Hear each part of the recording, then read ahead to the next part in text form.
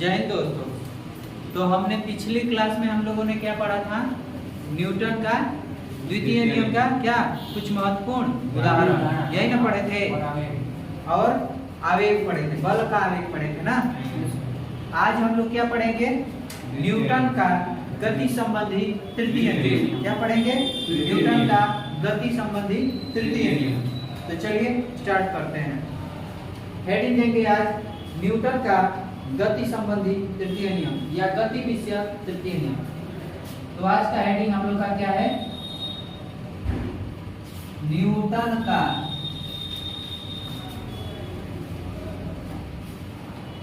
गति विषयक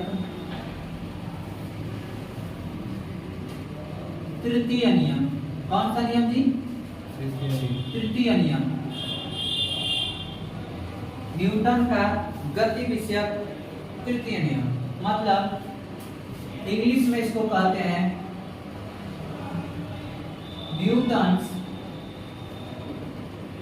third law of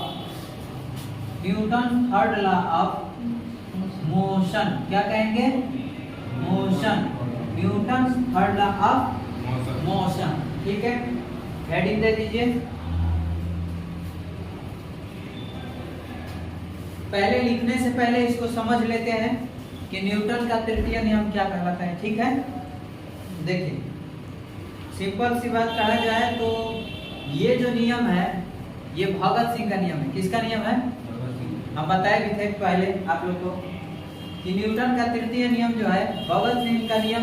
इसलिए मैंने नाम दिया कि भगत सिंह ऐसे थे तो ईंट का जवाब क्या करते थे? पत्थर से देते थे। चाहे ईंट का जवाब ईंट ही से देंगे। गांधी जी जैसा नहीं था कि एक झापड़ मारो तो दूसरा गली दे देंगे, इस पर भी मार लीजिए। भगत सिंह थे कि तुम एक झापड़ मारो तो हम भी क्या करेंगे? एक झापड़ मारेंगे। समझ में आ रही है बात?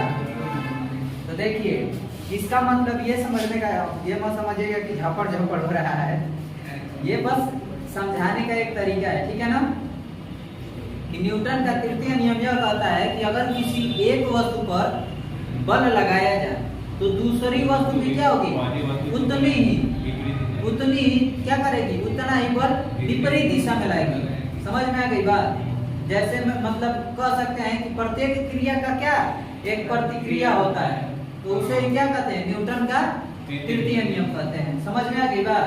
हाँ, कि अगर कोई वस्तु पर अगर हम बल लगा रहे हैं तो वो वस्तु भी हमारी ओर क्या करेगा? बल लगाएगा।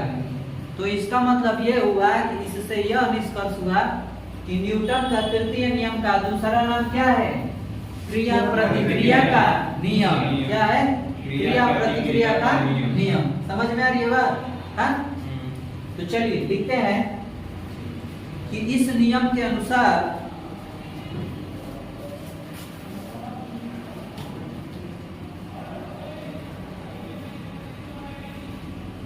इस नियम के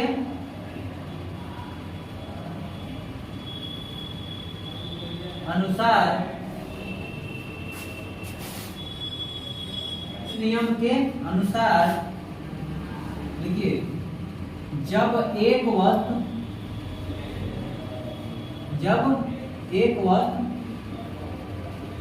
दूसरी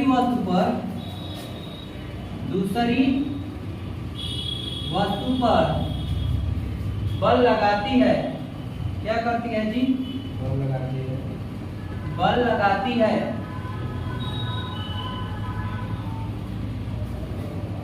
तब दूसरी वस्तु भी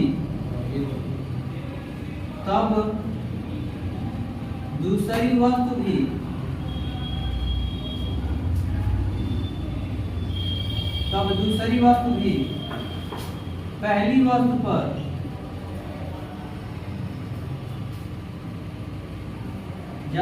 दूसरी वस्तु भी पहली वस्तु पर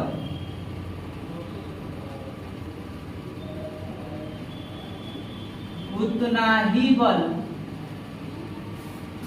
ही बल विपरीत दिशा में लगाती है। क्या करती है? विपरीत दिशा में लगाती है।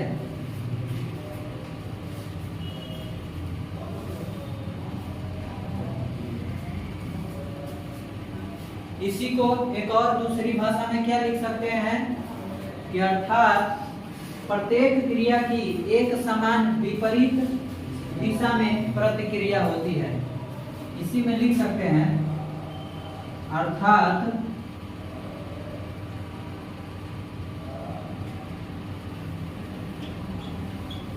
प्रत्येक क्रिया की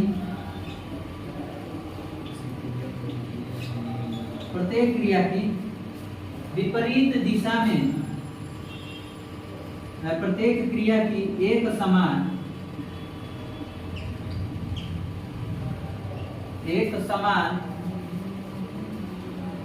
व विपरीत दिशा में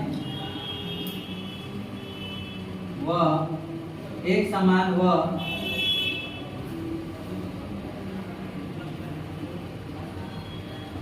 विपरीत दिशा में प्रतिक्रिया होती है।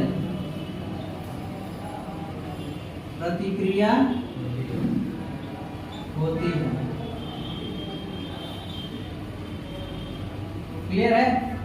लिख लीजिए, लिखिए, इसको स्टार लगा के लिखेंगे।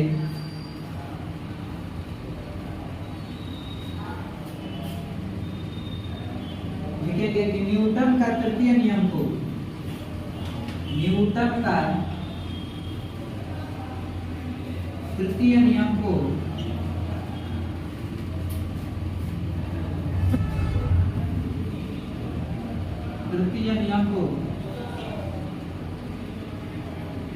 क्रिया प्रतिक्रिया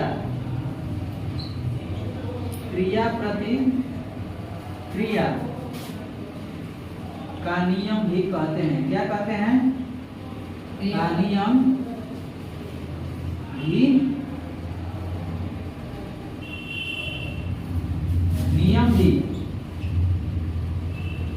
कहते हैं। अच्छा, आपको इंग्लिश में क्रिया प्रतिक्रिया को इंग्लिश में पता है क्या कहते हैं?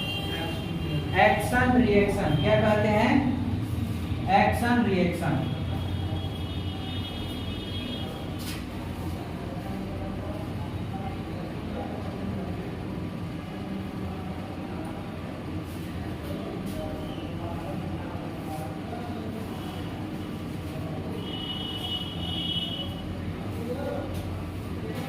नोट डाउन करिए। देखिए, चलिए, तो हम लोग क्या समझे कि न्यूटन का गति विषयक तृतीय नियम क्या लिखा है कि इस नियम के अनुसार जब एक वस्तु पर दूसरी वस्तु पर क्या करती है? बल लगाती है, तब दूसरी वस्तु भी क्या करेगी? पहली वस्तु पर क्या करेगी? उतना ही विपरीत दिशा में बल लगाएगी। समझ में आ गई बात? इसका मतलब ये हुआ कि प्रत्येक क्रिया का एक समान विपरीत दिशा में क्या होता है? प्रतिक्रिया होता है। क्या होता है? प्रतिक्रिया होता है। ठीक है ना? इसी न्यूटन के तृतीय नियम को और कौन से नियम से जानते हैं? क्रिया प्रतिक्रिया का नियम। ठीक है ना? इसी को इंग्लिश में कहते हैं एक्शन रिएक्शन लॉ। समझ में आ गई बात? कि अगर देखिए यहाँ पे कि अगर कोई वस्तु A है और एक वस्तु B है, क्या है? एक वस्तु क्या है? B है। तो जब A वस्तु B वस्तु पर क्या करेगी? बल लगाएगी, तो उतना ही जितना फोर्स लगाएगी उतना ही B वस्तु भी क्या करेगी? A पर बल लगाएगी। समझ में आ गई बात? इसीलिए लिख सकते हैं FA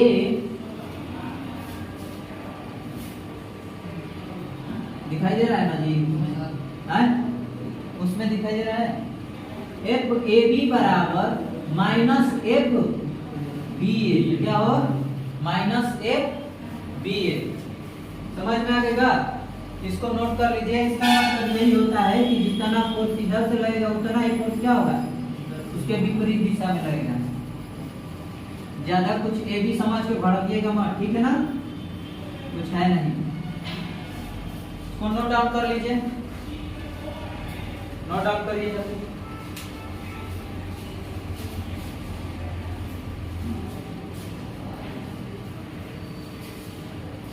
हो गया? नोट डाउन हो गया जी? इरेज कर देना। इसमें किसी को कोई दिक्कत है? न्यूटन के तृतीय नियम को किसका नियम जानते हैं? क्रिया प्रतिक्रिया, इंग्लिश में एक्शन रिएक्शन, ठीक है ना? हाँ, अच्छा ये बताइए, और हम अपने भाषा में कहें तो किसका नियम है? भगत सिंह का नियम है। किसका नियम है? भगत सिंह का। समझ में आ गई बात? इरेज कर दें। अब देखिए इसमें लिखेंगे न्यूटन का गति विषय तृतीय नियम के कुछ महत्वपूर्ण उदाहरण। क्या लिखेंगे? उदाहरण।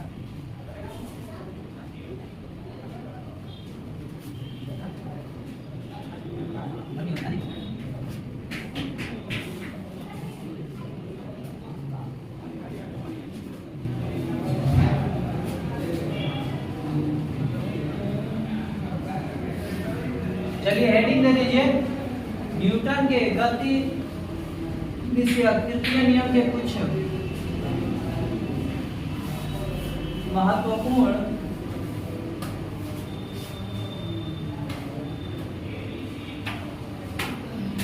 उदाहरण।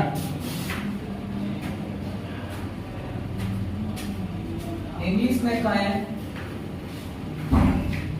सम important example for Newton third law of motion.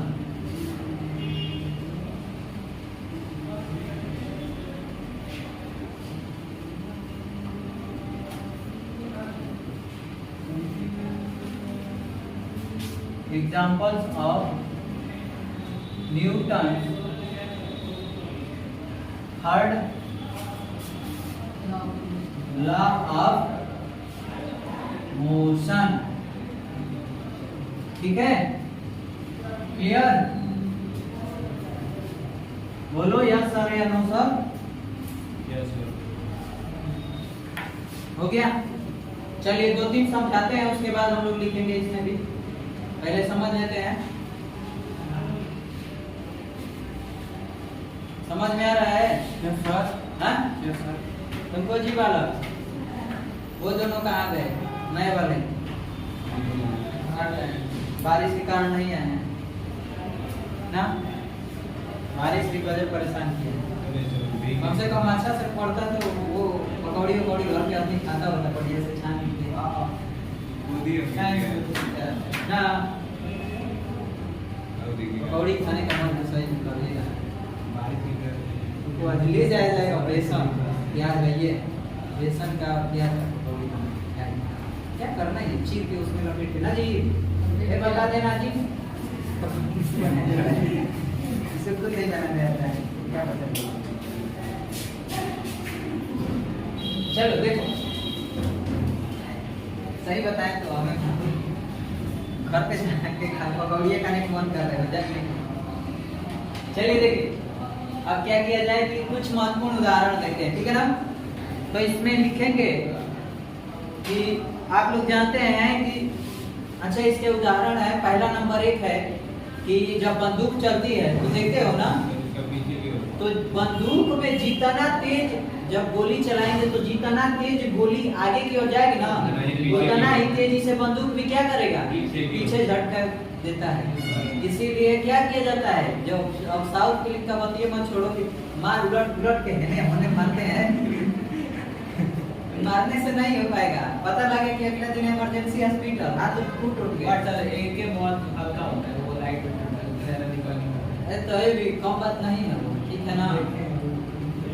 चलाए हो ना सर, आपने चलाया है। तो क्या होता है कि जितना स्पीड से ना गोली आगे की ओर निकलती है, उतना स्पीड से क्या होता है, बंदूक भी पीछे से धक्का देता है। समझ में आ गई बात? ये पहला हो गया उदाहरण। दूसरा उदाहरण, हम जमीन पर चल रहे हैं, जमीन पर चल रहे हैं ना, तो ये जमीन को अपने पैरों से क्या कर रहे हैं, पीछे की ओर क्या कर रहे हैं, धकेल रहे हैं। समझ में आ गई बात? उसके बाद और क्या हो सकता है, पानी को पीछे की ओर धकेलना। तैरते समय पानी को क्या करते हैं, हम पीछे की ओर धकेलते हैं। ऐसे धकेलेंगे नहीं तो आगे जाएंगे नहीं जाएंगे ना। क्या करते हैं, हाथ को ऐसे क्या करते हैं, पानी को ऐसे पुश करते हैं तो हमारा बॉडी क्या करता है, आगे की ओर मूव करता है। समझ में आ गई बात? और कितना हो गया, 3 हो गया ना। चौथा है रेत पर चलते समय, देखते हैं ना कि रेत पर भी चलेंगे तो क्या लगता है, फोर्स लगता है, जिससे वो रेत क्या होता है, पीछे की ओर धकेलते हैं, ठीक है ना? चलिए तो इसके 2-3 उदाहरण कुछ बढ़िया बढ़िया लिख लेते हैं। चलिए इसमें पहला नंबर लिखिए,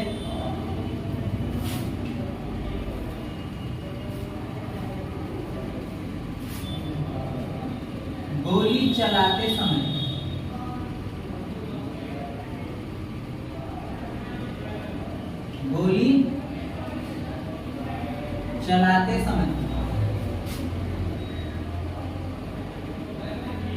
बंदूक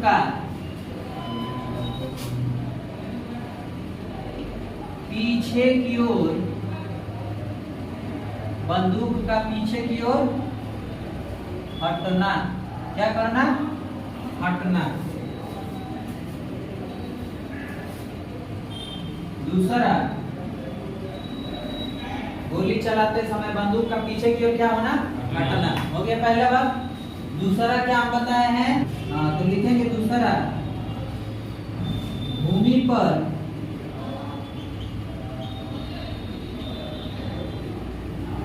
चलते समय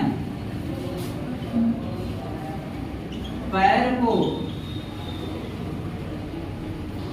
पीछे की ओर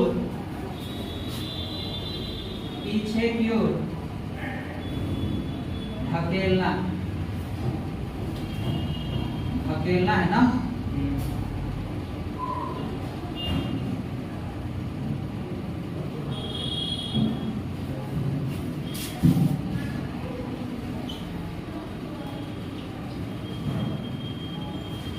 हो गया कि भूमि पर चलते समय पैर को पीछे की ओर धकेलना होगा। तैरते समय पानी को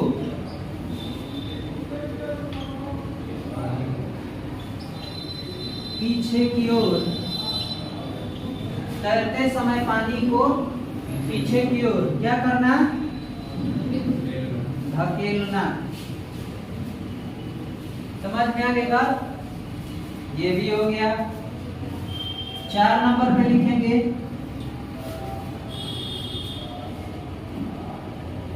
रेत पर चलना। क्या करना? रेत पर चलना। ये हो गया। 5वां नंबर, कुएं से क्या करना? कुएं से जल खींचना। जब बाल्टी में खींचते हैं ना तो देखते हो कि नहीं, पानी जितना नीचे की ओर फोर्स लगाता है हम भी उतना ही क्या करते हैं? आगे की ओर लगाते हैं। तो क्या करेंगे?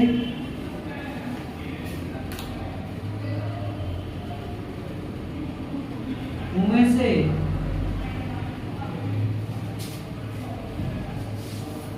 जल को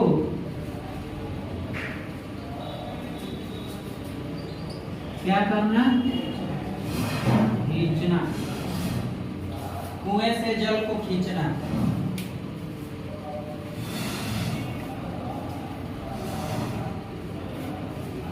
लिख लीजिए, नोट डाउन कर लीजिए।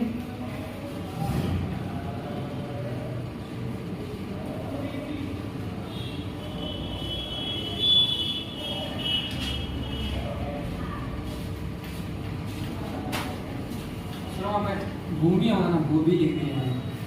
भूमि, हाँ भूमि।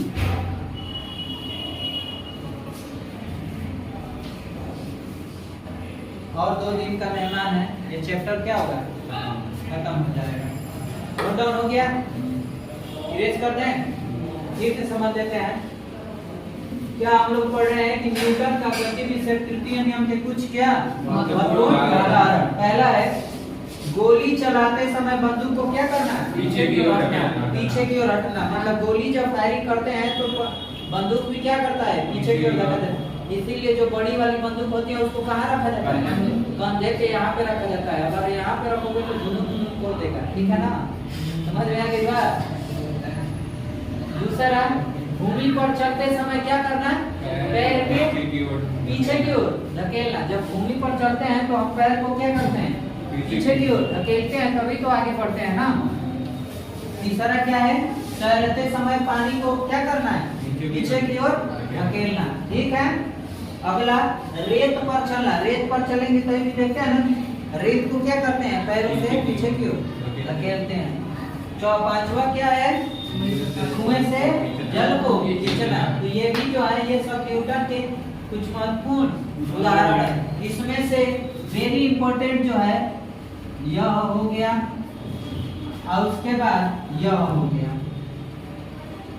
यह तो है क्या है, वेरी इंपॉर्टेंट है, पहला और तीसरा। यह जो है क्या है, बहुत इंपॉर्टेंट है, ये बार बार पूछता है। समझ में आ गई बात? इरेज कर दें, बोलो जी।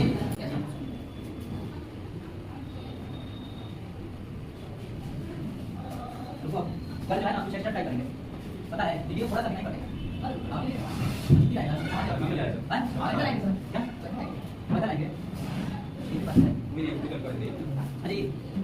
भी नहीं होगी हम लोग क्या पढ़े, न्यूटन का। कल जो है हम लोग क्या पढ़ने वाले हैं, रेखीय संवेग संरक्षण का नियम। क्या पढ़ने वाले हैं, रेखीय संवेग संरक्षण का नियम।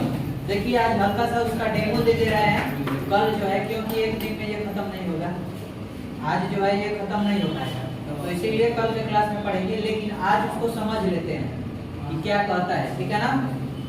कि रेखीय संवेग संरक्षण का नियम जो होता है, इसको इंग्लिश में कहते हैं law of conservation of momentum. क्या कहते हैं, law of conservation of momentum, ठीक है।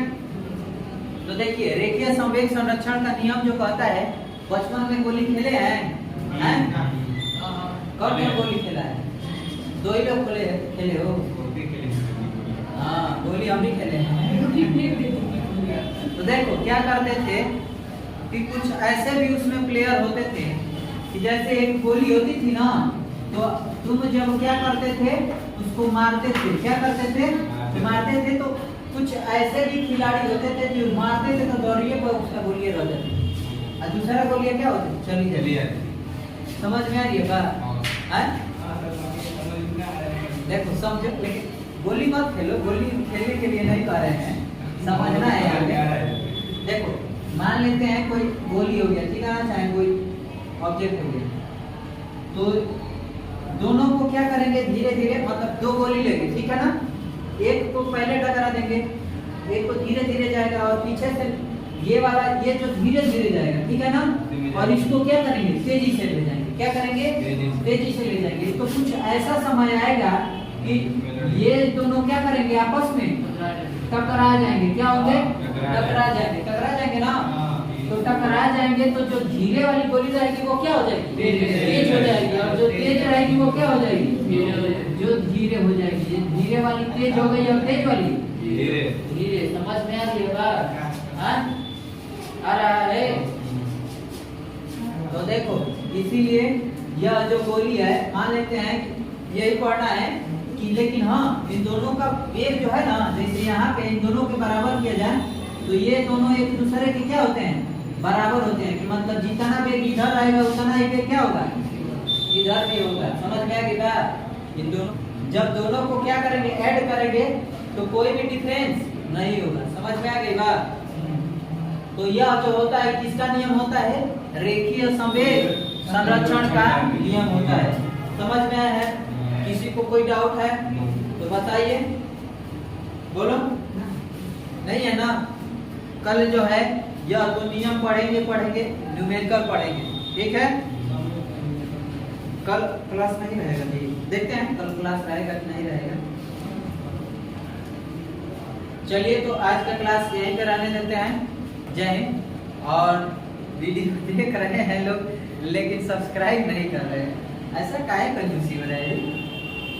कोई है तो मतलब वो क्या कहते हैं, कमेंट करके बताइए कि कोई गलती हो, मतलब ऐसा थोड़ा इम्प्रूवमेंट करिए, चाहे वो करिए, तो हम तो करेंगे ना, लेकिन सपोर्ट करिए आप लोग, ठीक है। और हाँ, जो भी वीडियो देख करके पढ़ने वाले छात्र हैं उनसे कृपया रिक्वेस्ट है कि आप क्या करिए, नोट्स बनाते चलिएगा, प्रॉपर नोट्स, आपको एकदम परफेक्ट पूरा सिलेबस मिलेगा। समझ में आ गई बात? तो चलिए आज का क्लास यहीं पे रोकते हैं। जय हिंद।